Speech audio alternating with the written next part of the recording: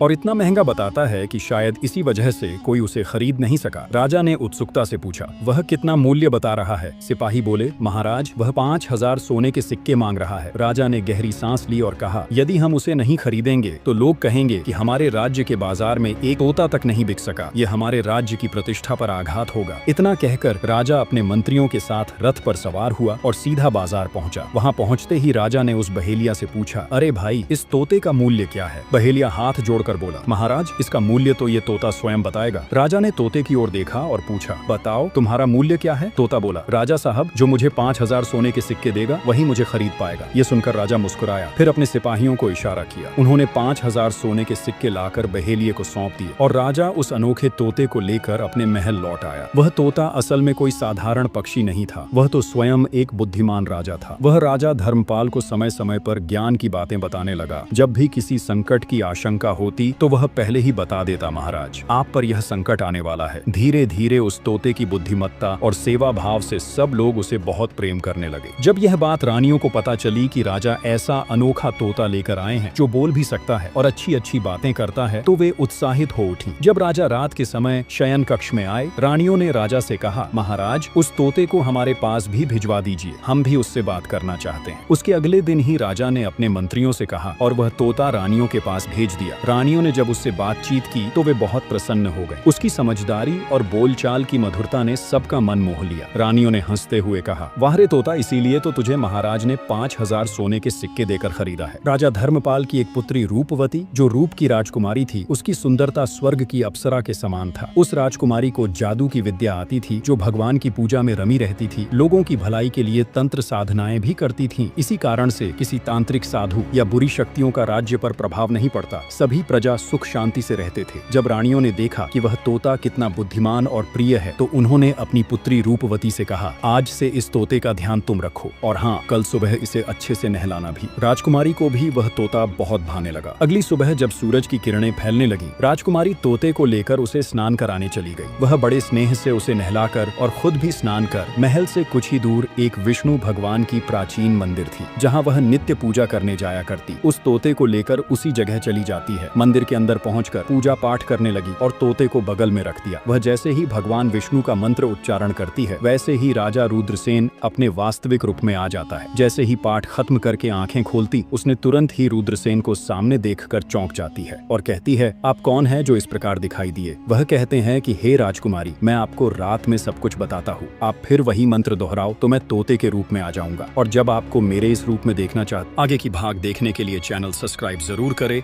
और वीडियो को लाइक करें।